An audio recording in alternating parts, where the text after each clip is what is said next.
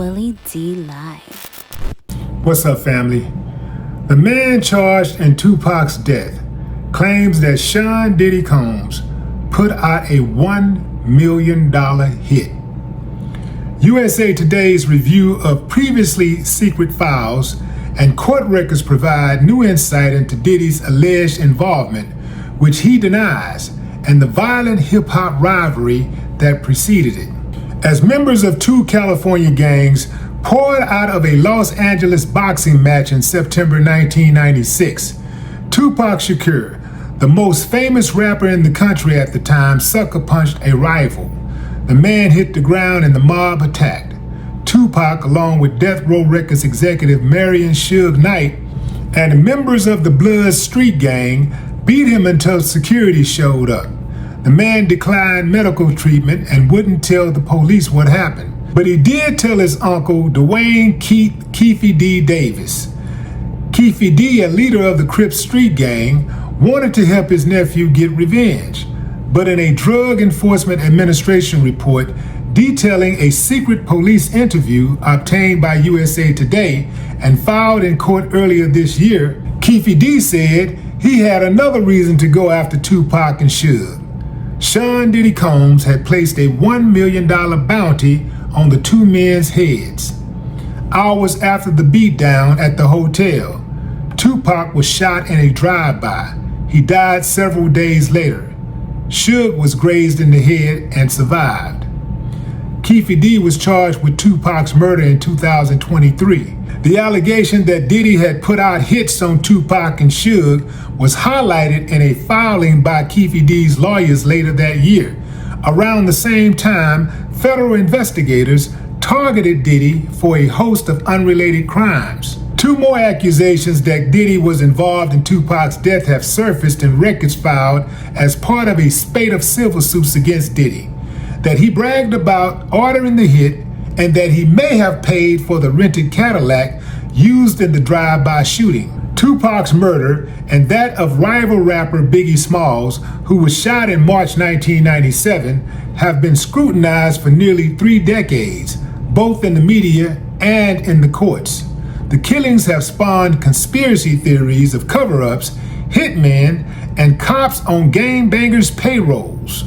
USA Today's review of the previously secret law enforcement and grand jury files, along with court records and civil cases against Diddy, provide new insight into his suspected involvement in a murder-for-hire and violent hip-hop rivalry that preceded it.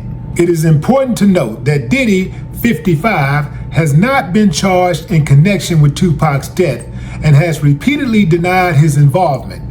A spokesperson for the Las Vegas Metropolitan Police Department told USA Today Diddy has never been a suspect in Tupac's murder.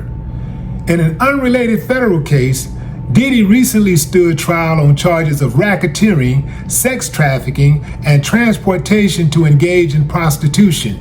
In early July, the jury convicted him of 2 prostitution charges, but acquitted him of the more serious racketeering and sex trafficking counts. His sentencing is set for October.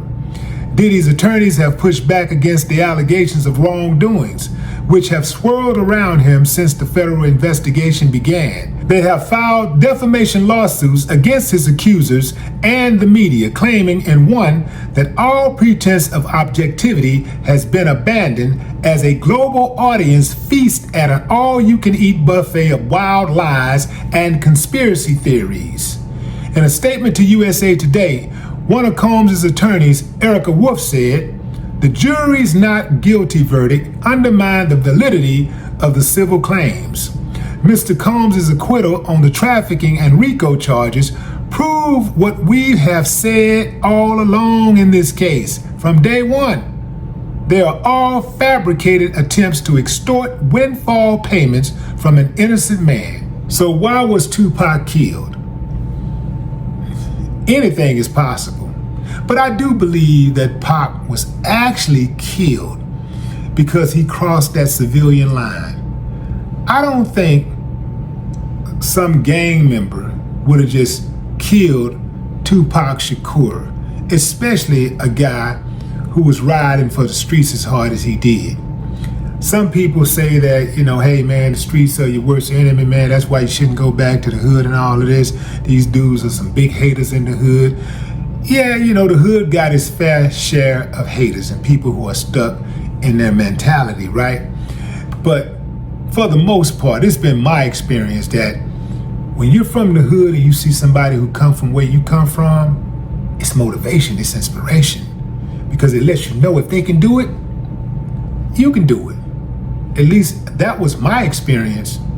Man, I was riding for everybody from the hood. Anybody from the hood, man, I'm riding for him. Like, man, I don't care if he's a lawyer, a ball player, a singer, whatever, man. Whatever you do, man, you from the hood, you doing it, man, I'm riding. I'm talking about school teacher, whatever it is, you in construction, you got your own business, man, I'm rooting for you. Yeah. So I don't know what this thing about, people in the hood just hating all the time, hating. I didn't see that. I just did not see that. Yeah, some haters, of course. It's always some haters here. Got some in my family. But just to act like most of the people from the hood are some haters, that's a lie. Hell, if you really think about it, it's the hood that's making a lot of people famous in the first place. It starts from the ground level. The ground level is the streets. Starting the streets. Yeah. Then people get big and they cross over and then they act like they're better than the streets. They act like they're better than the people in the streets. Yeah, that's right. I said it. Now, I think Tupac crossed that civilian line and Buddy caught him slipping. And he did what gangbangers do. They retaliate. And I think it was as simple as that. Could there have been some other connections, some other things at play that did not actually materialize? Yeah, that's possible.